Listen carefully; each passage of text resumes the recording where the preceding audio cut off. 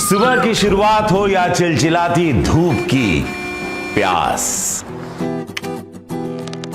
काम की थकान हो या भूख का एहसास, बस काटो घोलो।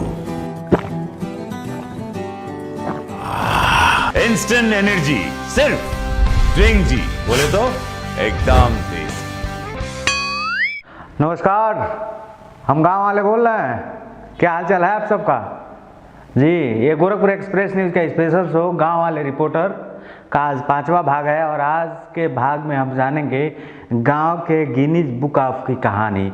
गांव का गिनीज बुक ऑफ मतलब ये हो गया जैसे देश के लिए विदेश के लिए गिनीज बुक ऑफ वर्ल्ड होता है पूरे विश्व के लिए, और कुछ तमाम ऐसे लोगों का नाम दर्ज होता है जो कुछ एंटिक होते हैं। तो हमारा जो आज का कार्यक्रम है वो है गांव का गिनीज ऑफ बुक। तो गांव में तमाम ऐसी बातें हैं और तमाम ऐसी कहानियाँ चली आ रही हैं जो आपके जीवन से भी जुड़ी हैं। तो इसी कहानी पर हम डिस्कस करने वाले हैं। इसी गांव के एक पहलवान हैं, भग्गन पहलवान जी आ रहे हैं और उनसे बात करेंगे गांव के गिनीज बुक ऑफ की कहानी। भाई साहब अभी तक आए नहीं हैं, बात करते हैं। अरे आइए आइए भग्गन जी, स्वागत है स्वागत है। बैठिए बैठिए बैठिए। ठीक है, अरे पहले हमारे दर्शकों का अभिवादन कीजिए, नमस्कार कीजिए, प्रणाम कीजिए। नमस्कार बापू सबके। तो भग्गन जी कार्यक्रम की शुरुआत किया जाए। पूछिए सरकार। जैसा कि मैंने अपने दर्शकों को बताया है, तो आज की पहली कहानी है। गांव में एक कहानी अक्सर देखी जाती है कि गांव में, हर गांव में, आपके भी गांव में कुछ ऐसे बुजुर्ग होंगे जो कहते होंगे कि बबुआ हम 35 साल पहले देवरिया तारीखे पर जाते थे, पैदल तारीख पर जाते थे, बलिया जाते थे, बनारस जाते थे।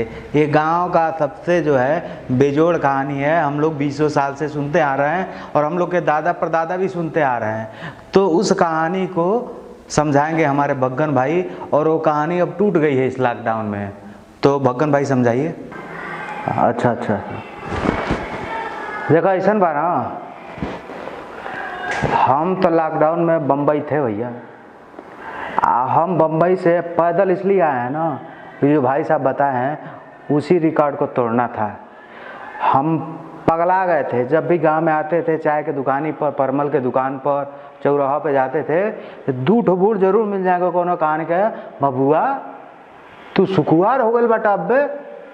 अरे जब तो हरे उम्र के हम रहनी तो देवरिया चल जाए तारीखे पर, बनारस चल जाए तारीखे पर। दिमागवा डिस्टर्ब हो गए भैया। ये लॉकडाउन में हमके लगल ये रिकॉर्ड के तोड़े के बाद कहीं बुढ़वा सब ना रोज कौन कौन कहानी बना बना सुनावत रहना। तब तो हम जन्मा बम्बई से पैदल रहनी, फिर एक बुढ़ऊ कहने बुढ़ऊ चुप रहो और देवरिया बनारस और बलिया का डायलॉग डिलीट करो। इधर जो है ना बबुआ भग्गन जी बम्बई से पैदल आए हैं। गांव के गिनीज ऑफ बुक में पहला नाम सब प्रवासी भाई का लग गया और हम भी उसी में। हमारे गांव में हमको अवार्ड मिलना चाहिए। हम सरकार से ये गुजारिश करते हैं। बिल्कुल टूट गया, वो टूट गया कहानी। यानी गांव के गिनीज बुक ऑफ में जो है अब ये दर्ज होगा जो बुजुर्ग कहते थे कि बबुआ हम देवरिया से चले आते थे तारीख देखने, बनारस चले आते थे। अब वो सारी कहानी उनकी गांव का गिनीज बुक ऑफ से कट गया है। काहे कि तमाम गांव वाले, कोई हैदराबाद से, कोई बेंगलोर से, कोई दिल्ली से पैदल आ गया है। तो बुजुर्ग लोग को ना अब कहानी नहीं मिलेगी। अब उन लोग का डायलॉग का जो है द एंड हो गया है। तो चलिए अगले क्वेश्चन की शुरुआत करते हैं हम। तो भग्गन भाई मैं आपसे एक बात जानना चाहूँगा कि आपको लोग सुपरवाइजर क्यों कहते हैं गाँव में? पत्रकार साहब देखिए, ये जो सुपरवाइजर वाली बात आप कर रहे हैं ना, ये हम लोग गांव में जलवा बनाने के लिए हमको लोग सुपरवाइजर कहते हैं। सही बात हुई है, आपसे बता रहे हैं, किसी से कहिएगा मत। वहूँ हम लेबरई करते थे, लेकिन गौवा के यारा सब फ़ोन करते थे रिश्तेदारवा कि बाबू क्या करते हो? हम कहते हैं सुपरवाइज़र हैं। अब कहते का सुपरवाइजर करते हो बे? तो हम कह देते थे हवाई जहाज का पंखी बनता है ना, उसी को गिनता हूँ। लेकिन आपको सही बताऊँ, लैट्रिन का सीट बनता था, वही सीटों की सफाई करते थे हम। किसी को बताया नहीं है। अब तो मजबूरी में आपसे इसलिए बताए हैं कि लॉकडाउन ने औकात दिखा दिया है। भाग के पैदल आए हैं ना बम्बई से, सारा होश जो है ना एकदम डिस्टर्ब है। अब तो हम सोच लिए हैं कि गांव में रहेंगे और नरेगा में ड्यूटी मारेंगे और दबा के काम करेंगे। अब भाई हमारा जो सपना था वो सपना तो पूरा हो गया, हमारा शादी हो नहीं रहा था। आते थे सब शादी देखने, दहेज देते थे 15,000 20,000, चले गए गांव छोड़ के। पिताजी से पूछे लड़का करता क्या, कहे लड़का सुपरवाइजर है। धीरे धीरे हल्ला हो गया ससुराली से लेके घर के सब लोग कहने लगे लड़का सुपरवाइजर है, तभी से हमारा नाम है सुपरवाइजर हो गया। और जो है ना हमारा दहेज में जो यहाँ 20,000 रुपये मिलता था 1,20,000 रुपये मिला। अब ब्याह भी हो गया है, अब अपने मौगी को समझा दिए हैं, वो भी जान गई है लेबरे है, लेकिन डायलॉग मारा था हमको पाने के लिए। तो भैया जो है इसीलिए हमको लोग सुपरवाइजर कहते हैं। और ऐसा थोड़ा है कि गांव में रोजगार नहीं है महाराज, ये मन बड़ा ही है। जैसे ही है कि शहरियत से हम लोग आते हैं ना कमा के, तो गाँव में दिखाते हैं नया नया पैंट बूशर्ट शर्ट पहन के घूमते हैं, ताकि अपने अगलिया बगलिया वाला को जलाना होता है ना जी, इसीलिए जो है गाँव में मन नहीं लगता है। दूसरी बात यो है 10 दिन गाँव रह जाइए ना, तो गाँव का आदमी आएगा पूछेगा हाल चाल बाबू और ठीक हो, कब आए हो, हम बताएंगे कल ही आता है, तब पूछेगा कब जाइब ना साला, हम घर आए हैं तब तो कह देगा कब जाइब, चाहते नहीं है तब कि हम लोग गांव में रहें, इसलिए हम लोग भी निकल जाते हैं। अच्छा पहले गांव का बगीचा होता था, तो घर का एक बच्चा जाता था उस बाग बगीचे को रखाने, उसकी क्या कहानी है?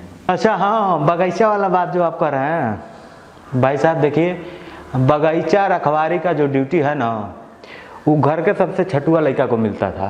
वो कर आवाज़ खूब तेज होके गाड़ी खूब दे, ईट को हम मार के भाग जा बगीचा में। अरे बढ़िया आम तो बढ़िया, हमारे बगीचा में कोई लासी आम भी नहीं तुर पाता था। इतना माई बहन का गाय देते थे ना कि बगीचा से जो है 1 मीटर नहीं 20 मीटर पहले ही लोग का हाड़ काँप जाता था कि भगना होगा बवाल मचा देगा। घर में जो सबसे छठुआ लड़का होता था, जब हम लोग के यहाँ 15-20 साल पहले बड़ा परिवार होता था, उसी को जो है आम रखाने का ड्यूटी मिलता था। और सबसे ज़्यादा उन लोगों को ड्यूटी मिलता था जो अपने मामा के यहाँ गर्मी के छुट्टी में गए। कहाँ कि 1 महीना दबा के खाना फ्री फोकट में भोजन मारते थे, तो मामा नाना कहते थे चलो इससे कुछ काम करा लें, तो कहते हे बबुआ जाओ बगीचा रखवारी करो, वहीं बगीचा रखवाओ और कोई लाइसी आम खाओ। तो आज के हमारे खास कार्यक्रम गांव का गिनीज बुक कैसा लगा आप सबको ज़रूर बताइएगा, और क्या आपके अपने गांव की यादें ताज़ा हुई कि नहीं। ऐसे हर बार हम कुछ 2-3 क्वेश्चन के साथ मिलते रहेंगे भगन भाई के साथ। तो चलिए अगली बार फिर मिलते हैं कुछ नई बात के साथ, कुछ नई कहानी के साथ। वीडियो अच्छा लगा तो चैनल को सब्सक्राइब करें, या वीडियो फेसबुक पर देख रहे हैं तो भगन भाई पेज को लाइक कीजिएगा।